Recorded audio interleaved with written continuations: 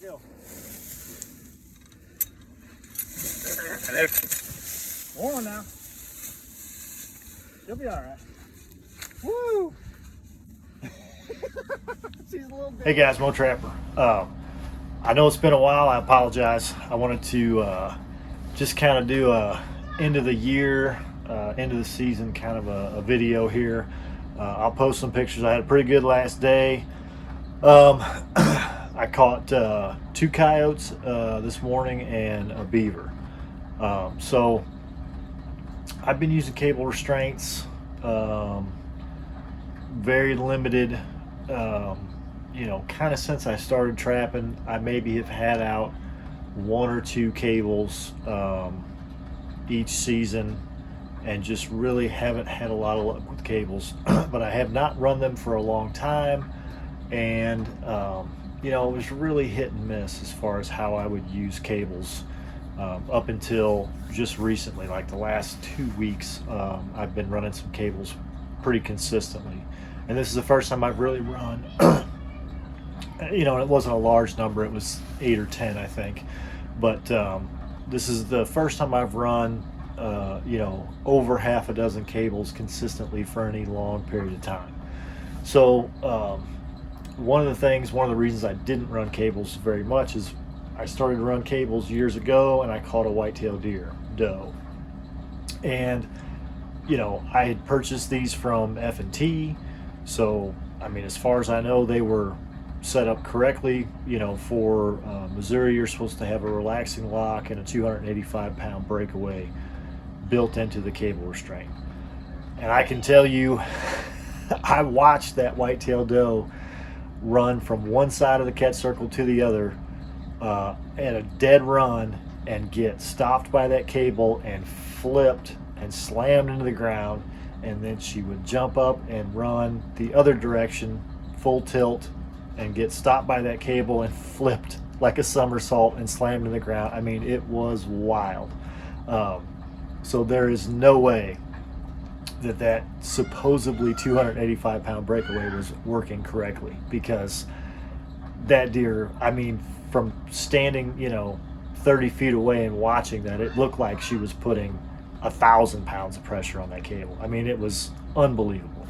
But we were able to get a catch pole on her, get her down, cut the cable, and then turn her loose. And she was obviously discombobulated, and I've got that video. Maybe I can put that in here. But she went on about her business, and as far as I know, was fine. So that kind of turned me off to cables a little bit, because I didn't want to do that anymore. I surely didn't want to kill any, you know, deer with a cable. So I just didn't really run them very consistently or very much for a long time. This season I ran out of wax sand fairly early in the season. I think I caught 4 coyotes, 4 bobcats, I don't know how many raccoons, 15 or 18 maybe, something like that. Probably roughly the same number of possums, skunks, maybe 4 or 5 skunks.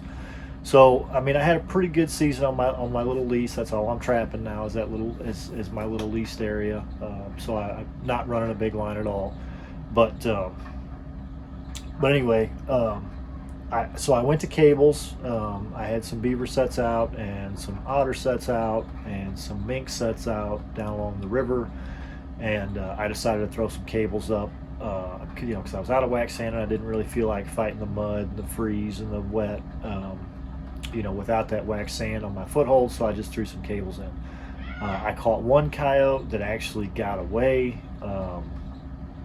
I was using split rings to connect the cable to the anchor, and he bent one out, and he was there, you know, when I showed up, and I got my camera out to take a video and a picture, and then I was going to dispatch him, and I heard a pop, and then he ran off.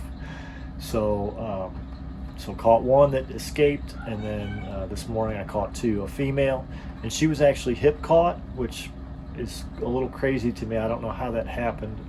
I was running about a 10-inch loop, about 10 inches off the ground. She was a very small coyote, smallest coyote I've ever caught, I think. I can't think of one that was smaller than her. When I actually came around the corner and first saw the animal in the trap, I thought I had caught a fox. That's how small this coyote was. So I guess that kind of explains how she made it through that far. Um, but so I caught her, and then just up from there, I caught a good-sized male. Now these coyotes were completely rubbed, no mange, but they were rubbed bad. So not worth skinning. I mean, coyotes aren't worth anything if they're pristine, at least in my part of the country. So, and then the beaver that I caught this morning, I caught it in a Duke 850 front foot catch, drowned on a drowner set with a sandbag in deep water, caster mount set, and smallest beaver I've ever caught. I mean, he was like the size of a chihuahua. So not great, obviously, but I did learn a lot this season about cables. I think they're very effective. I mean, you guys know this. You watch the other channels, and those guys do great with cable restraints. So I think I'm going to try to employ those a little more next year. That will hopefully save me some wax sand. I'm going to do more wax sand this summer than I have in the past. It was really wet, I used a lot of wax sand this year, and did well with it. I mean, it works great. When you've got it, there's nothing better, in my opinion, to keep traps working with freeze and thaw. But I got to make some more so I can keep more traps running longer.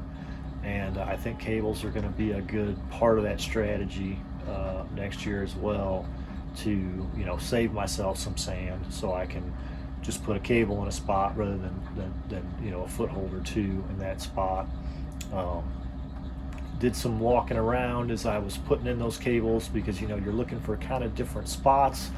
There's a lot of kind of open intersections that I'm putting footholds in, when I'm trapping with footholds, and so you have to walk a little further back, a little further out, to find trails with grass or something, that's blocking it down to a tight trail. And in doing that, I actually found some cat toilets and some different things. So different places that I think I might use some footholds next year too. So anyway, it was a good season. I wish I was doing more trapping, but it's just kind of life. I've got busy at work, lots of stuff with the kids, lots of stuff with the family. So I'm kind of limited to trapping, just as a kind of a small lease, which is fine. It's really good. I've got a lot of diversity there. I've got kind of hay fields, and I've got some food plots, and I've got there's a river frontage on it, so I can do a lot of the trapping that I want to do there. Obviously, you're not going to catch the numbers because it's a very small geographical area, so you're kind of after the same animals all season. But at least there's that diversity there, so I can do all the different kind of trapping that I like to do all in that one spot. So it works out pretty well. So anyway, I'll show you a picture, maybe a little video of the coyotes and cables, the beaver, and that's pretty much it for this season. So I'll do some videos this spring of my logwood trap dye, my trap cleaning and all that stuff, like I always do. Show you guys that. I'll show you wax sand stuff this summer, and then if I can, I don't know, pick up some oddball foothold traps like I like to do, and do videos on those. I'll do that. But anyway, it's a good season. Hope everybody had a good season, and keep at it. Thanks.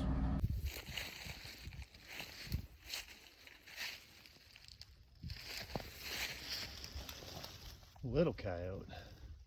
First coyote in a cable that I'm keeping. So this is my second cable coyote. I had no idea he was here. I came around the corner and he's number 2. This is crazy. This is a big coyote here. Wow. And he stinks.